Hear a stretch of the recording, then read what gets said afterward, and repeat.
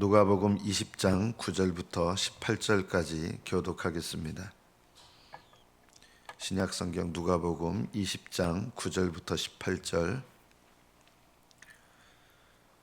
9절부터 교독합니다. 그가 또 이 비유로 백성에게 말씀하시기 시작하시니라. 한 사람이 포도원을 만들어 농부들에게 새로 주고 타국에 가서 오래 있다가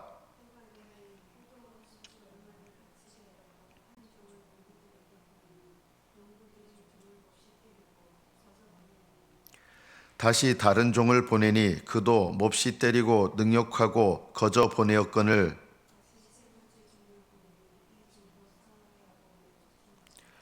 포도원 주인이 이르되 어찌할까 내 사랑하는 아들을 보내리니 그들이 혹 그는 존대하리라 하였더니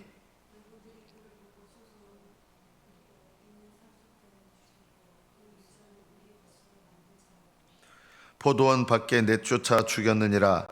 그런즉 포도원 주인이 이 사람들을 어떻게 하겠느냐?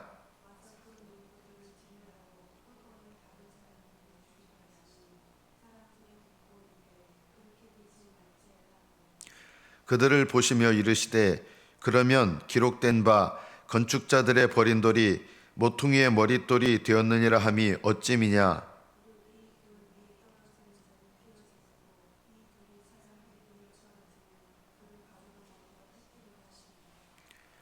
여기까지 받들어 읽겠습니다. 이 포도원은 이스라엘 백성이고 예루살렘이라고 할 수 있습니다. 포도원을 농부들에게 새로 주고, 새로 줬다는 것은 주인은 여전히 하나님이시고 농부들에게 이제 경작해서 본인들 필요한 것을 먹고 그리고 하나님께 드려야 될 것이 있다라는 뜻이죠. 그래서 추수할 때가 돼서 포도원 수출 얼마를 이제 받아야 되니까 종을 농부들에게 보내는데 농부들이 주인에게 줘야 될 거를 아예 주고 싶지 않은 거예요. 그래서 종을 때리고 빈손으로 보냅니다. 화가 났지만 그래도 다시 다른 종을 보냈는데 그 종도 역시 때리고 능욕하고 빈손으로 보냈습니다. 이게 뭘 말하냐면 하나님께서 이스라엘 백성을 향해서 선지자들을 보내신 거예요. 계속해서 선지자들을 보내셨어요. 왜 보내셨을까요? 하나님께서 선지자들을 통해서 계속 어떤 말씀을, 메시지를 전하게 하셨거든요.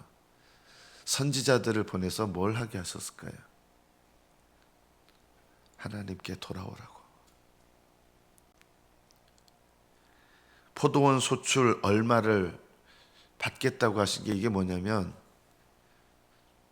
하나님께서 선지자들 보내셔서 내게로 돌아와라. 이스라엘 백성들아, 내게로 돌아와라. 다른 말로 말하면 이제 회개하라는 말인데요. 우리는 회개하라는 말 들으면 좀 어감이 굉장히 부정적으로 느껴져요. 회개하라 이러면 어감을 굉장히 부정적으로 느껴요. 근데 회개하라는 게 무슨 뜻이냐면 하나님께로 돌아오라 이 뜻입니다. 하나님께로 돌아오라는 말은 괜찮게 느껴지는데 그게 똑같은 단어인데 회개하라는 말이 그 뜻이거든요. 돌아오라. 근데 왜 회개하라는 말을 들으면 왜 거부감이 일어나냐? 우리 속에 하고 싶지 않은 것들이 있는 거예요. 하나님께 어떻게 돌아갈까요? 하나님께서는요, 죄인들에게 하나님께로 돌아오는 어떻게 보면 가장 쉬운 방법을 알려주신 겁니다. 죄인들이 하나님께 돌아가는 원래 방법은 뭡니까? 이 죄의 문제를 내 힘으로 다 처리하고 해결하고 값을 갚고 뭐 하고 그렇게 해서 하나님께 돌아가야 되는데 이러면 우리는 평생 동안 제가 지지난주 주일 설교 때 얘기했잖아요. 이자가 더 늘어요. 갚는 것보다 이자가 더 많아요. 내가 내 죄의 문제를 해결해 가지고 하나님께 돌아간다 그러면 평생에 걸쳐도 우리는 죄의 문제를 해결하는 게 아니라 죄가 더 쌓이는 인생이다. 그런데 놀랍게도 하나님께서는 하나님께로 돌아오라고 하시고 하나님께로 돌아오는 가장 쉬운 방법을 우리에게 알려주신 겁니다. 사실은 이 방법이 왜 쉽냐면 우리 죄의 문제, 이 죄값을 치르는 데 있어서 우리가 그것을 해결하라고 하신 게 아니라 하나님께서 그 죄값을 친히 해결해 주시고 다 갚아주신 거예요. 내가 너희들의 모든 죄값을 다 갚아줬으니 너희들이 이것만 하면 된다는 거예요. 그래서 제일 쉬운 방법이에요. 하나님께로 돌아가는 가장 쉬운 방법, 그게 뭘까요? 죄를 고백하는 거예요. 자, 우리는 가만히 생각해 보면 하나님께 죄를 고백하는 게 굉장히 좀 어렵다고 느끼시는 분들이 있는데 사실은 하나님께서 우리에게 하나님께로 돌아오는 제일 쉬운 방법을 알려주신 거예요. 죄를 고백해라. 내가 진심으로 하나님 앞에 그 죄를 고백하기만 하면 주님은 이미 그 고백하는 죄의 죄값을 이미 다 치러주셨고 그 치러주신 값을 적용해 주셔서 죄를 진심으로 고백하면 그 죄를 사하시고 하나님께 돌아올 수 있게 하시는 거예요. 그래서 회개에 있어서 제일 첫 번째 중요한 부분은 뭘까요? 죄를 고백하는 거예요.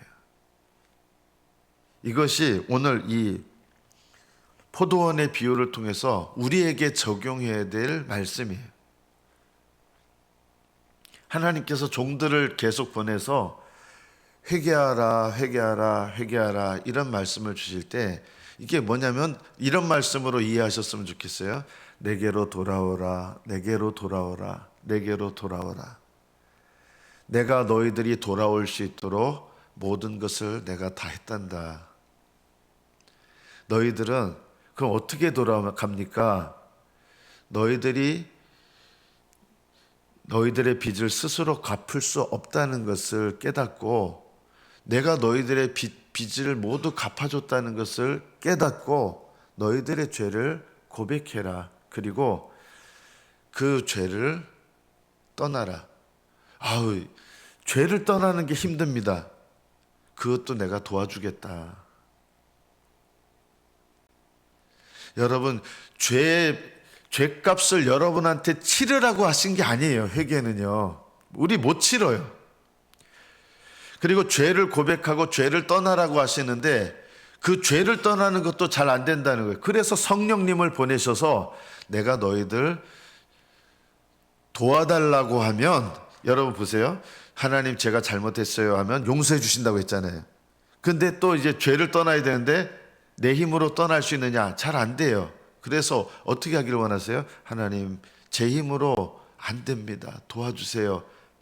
도와주세요 하면 하나님 도와주시는 거예요. 하나님께로 돌아가는 방법은 제일 쉬운 방법을 알려주신 겁니다. 너희들이 해야 될 일은 죄를 고백하기만 하면 된다. 이게 제일 쉬운 방법이에요. 니들 스스로 해결하라고 하신 거 아니에요. 죄를 버리는 가장 쉬운 방법. 네가 다 끊어내야 되고 다 해야 돼. 그러면 우리 못 끊어내요. 안 돼요. 그래서 어떻게 해야 돼요? 도와주세요. 하나님 도와주세요. 하나님 용서해 주세요. 하나님 도와주세요. 여러분 이게 바로 뭔지 아십니까? 구약시대 포도원, 여기 포도원은 구약시대 이스라엘이에요. 이스라엘 백성에게 내게로 돌아오라. 우리에게도 이 말씀을 통해서 내게로 돌아오라. 어떻게 돌아갑니까? 십자가를 의지하는 거예요. 십자가 어떻게 의지합니까? 나를 위하여 죽으신 예수님을 믿으면서 예수님께 내 죄를 고백하는 거예요. 자, 고백했는데 그 죄를 버리셔야 돼요. 그래야 이제 온전한 회개가 되는 거거든요. 어떻게 해야 될까요? 또 도움을 구하셔야 돼요. 하나님, 이 죄를 떠나기 원합니다. 떠날 수 있도록 제 힘으로 잘 안 됩니다. 도와주세요.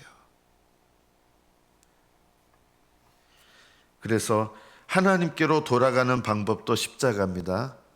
예수님 앞에 예수님의 이름으로 내 죄를 고백하는 것. 자, 그러면 하나님께로 나아가는 방법은 뭡니까? 이것도 역시 십자가입니다. 하나님께로 돌아가는 방법도 십자가고 하나님께로 나아가는 방법도 십자가예요. 왜냐하면 하나님께 어떻게 나가야 돼요? 막연하잖아요. 어떻게 나 같은 사람이 하나님께 나가요? 그런데요, 예수님의 십자가는 내 죄를 위해서 모든 것을 다 해주셨다는 것뿐만 아니라 예수님 십자가는 하나님께 나가려면 의로운 자라야 되는데 그거 안 되잖아요. 예수님의 의를 힘입어서 하나님께 나가는 거예요. 그래서 예수님을 의지하는 사람은 죄를 범함에도 심지어 죄를 아직 온전히 떠나지 못했어요. 그래도요, 하나님께 나아가서 하나님 도와주세요 할 수 있는 거예요. 이것이 하나님께로 나아가는 방법, 돌아가는 방법이에요. 이것을 어려워하지 마세요. 이게 제일 쉬운 방법이에요.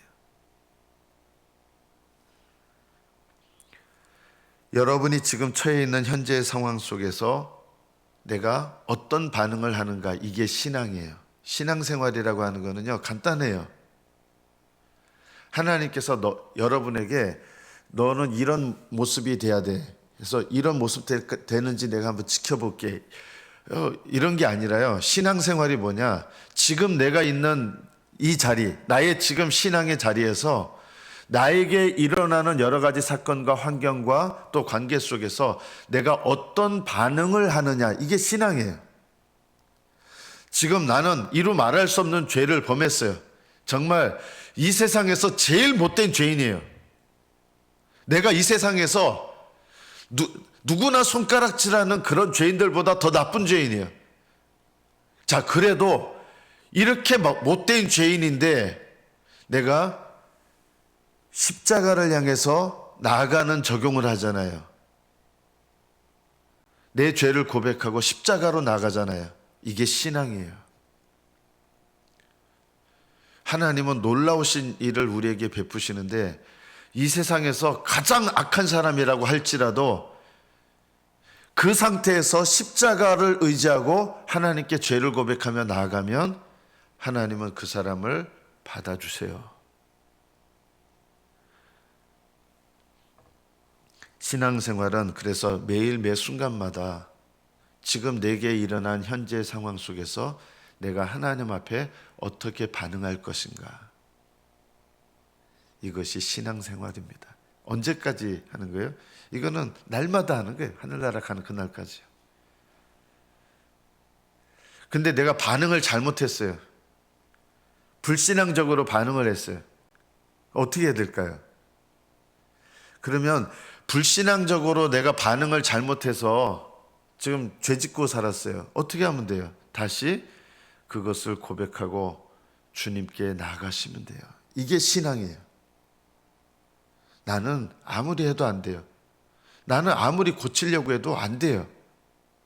나는 아무리 애써봤는데 저는 변화가 없어요. 이게 신앙이 아니라 아무리 애써봤는데 안 되고 해봤는데 안 되고 이런 상황 속에서 하나님, 저는 아무리 애써봐도 안 돼요. 아무리 노력해봐도 안 됐어요. 이게 제 모습이에요.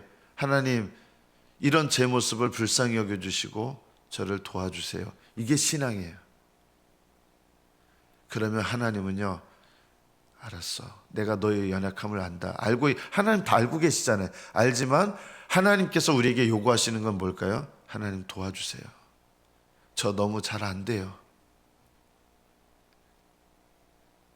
하나님 도와주세요. 이런 반응이 신앙이에요. 하나님, 저는 너무 많은 죄를 지었어요. 이 죄를 어떻게 할까요? 너 그거 해결하다 와라. 이렇게 하시면 하나님과 친밀한 관계를 언제 맺겠어요? 그 죄를 하나님, 제가 이런 죄인이에요. 하나님께 고백하고, 하나님은 우리에게 제일 쉬운 방법을 알려주신 게 바로 그게 뭐냐면 예수님의 십자가 공로로 우리가 죄를 고백하면 그 십자가의 공로로 우리의 죄를 사하시고 하나님께 나올 수 있게 하시는 거예요.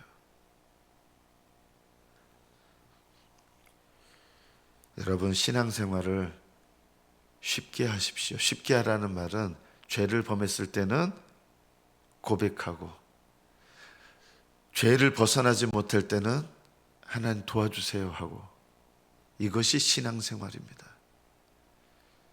그리고 아무것도 못할 수 있는 그런 아무것도 안 되는 상황이라면 하나님 불쌍히 여겨주세요.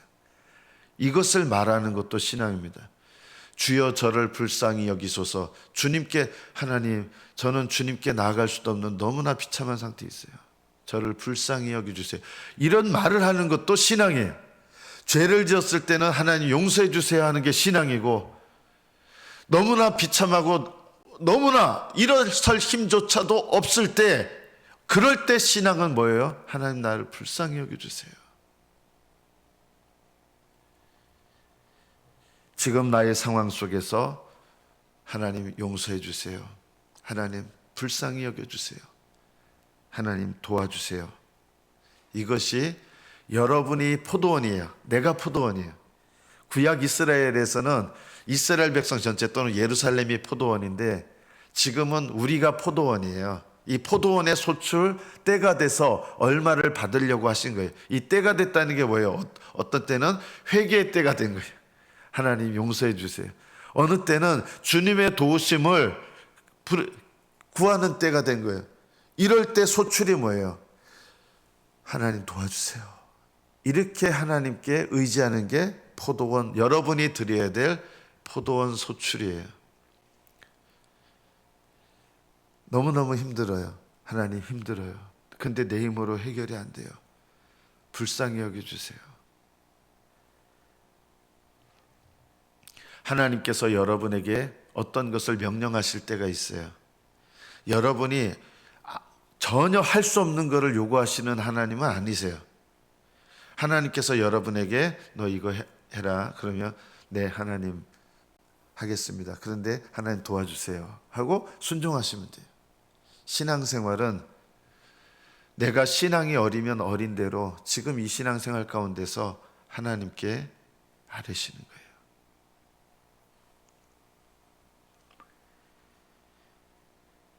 13절에 보면 포도원 주인이 종들을 보냈는데 몹시 때리고 계속 거저 보냈습니다. 여러 종들을 보낸 거예요. 그런데 계속 때리고 능욕하고, 하나님께서 아들을 보내셨습니다. 예수님을 보내신다는 거죠. 왜 보내셨을까요?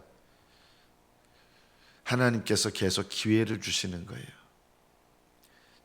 여러분, 종들을 보냈으면 계속 하나님께서 분노하셔가지고 완 뒤집어 엎으실 것 같은데 그렇게 하지 않으시고요. 하나님은 계속 이스라엘 백성들에게 기회를 주셨어요.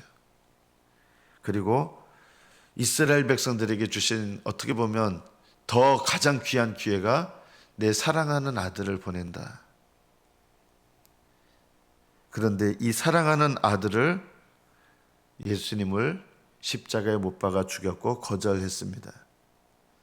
여러분의 삶 속에 하나님께로 돌아가고 또 하나님께로 나아가는 가장 쉽지만 가장 중요한 방법이 뭡니까? 우리를 위하여 보내주신 예수 그리스도를 의지하는 것입니다. 어떻게 의지합니까? 이미 말씀드렸습니다. 죄를 범했을 때는 나를 위하여 죽으신 주님을 기억하면서 용서해 주세요. 제가 이런 죄를 범했습니다. 저는 저와 여러분들이 하나님께 죄를 구체적으로 고백하는 것을 힘들어하지 않으셨으면 좋겠어요. 이게요, 왜 구체적으로 죄를 고백해야 됩니까? 이렇게 생각할 게 아니라 내가 구체적으로 이런 죄를 고백하면 하나님은 용서해 주시는 거예요. 죄를 해결하는 가장 쉬운 방법이 바로 고백하는 것입니다. 그리고 죄를 떠나는 일이 있습니다. 그것이 회개의 더 온전한 부분이죠. 회개의 시작은 죄를 고백하는 거고요. 회개의 완성은 죄를 버리는 것입니다. 만약 여러분이 죄를 고백하면서 그 죄를 버리는 것을 하지 않는다 그러면 그거는 참 회개는 아니겠죠. 그런데 죄를 고백하고 용서받아서 용서받았기 때문에 죄를 버리는 거예요. 여러분, 이 순서가 바뀌시면 안 돼요. 하나님은 여러분이 죄를 버려야 용서하신다 그러면 우리는 용서를 못 받을 거예요. 용서를 받은 다음에 죄를 버리게 하시는 거예요. 이게 회개의 완성이에요. 그럼 죄를 버리려고 그러는데 잘 안 돼요. 어떻게 하면 돼요? 하나님, 잘 안 돼요. 하지만 도와주세요. 저는 이 죄를 버리고 싶어요. 하나님께서 용서하신 죄인데 용서하신 죄에 대해서 또다시 죄를 반복해서 짓고 그런다 그러면 어떻게 하겠어요? 이건 아니잖아요. 내가 생각해도 아니잖아요. 그럼 어떻게 돼요? 하나님 도와주세요. 이것이 바로 여러분에게 원하시는 포도원 소출이에요. 때가 돼서 하나님 잘못했습니다. 제가 이런 죄를 지었습니다. 이게 여러분에게 원하시는 포도원 소출이에요. 하나님, 제가 이 죄를 버리기 원하는데 하나님 제 힘으로 잘 안 됩니다. 도와주세요. 이게 포도원 소출이에요. 그리고 하나님께서 도와주시면서 내가 죄가 끊어지는 것들을 경험해요. 죄가 끊어지는 것을 경험하면 내가 뭘 할 수 있겠어요? 그 다음에 기쁘게 하나님께서 원하시는 뜻에 또 순종하는 거예요. 이게 적용이에요. 여러분 삶 속에 죄를 끊는 것도 적용이고요. 하나님 뜻을 내가 기쁘게 순종하려고 하는 것도 적용이에요. 근데 왜 기쁘게 순종하는 게 잘 안 되느냐?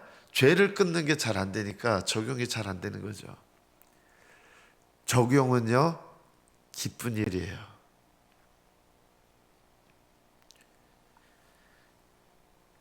말씀을 맺습니다. 어제 주일 설교 말씀에 다른 사람이 나를 향한 비판은 하나님이 나를 깨닫게 하시거나 훈련시키는 것으로 이해하시고 내가 다른 사람을 비판하는 것은 끊는 적용을 자꾸 하셔야 됩니다. 이게 처음부터 잘 안 돼도요. 하나님은 하려고 하는 마음을 기쁘게 받으시고 하려고 하는 것을 하나님께서는 다 보고 계신다. 그래서 여러분의 삶 속에 고백하는 적용도 하시고 그 죄를 끊어내는 적용도 하시고 하나님 그게 잘 안 되면 도와달라고 하시면서 하나님께 늘 의지하시고 하나님께 늘 나아가시는 저와 여러분이 되시기를 축복합니다. 기도하겠습니다.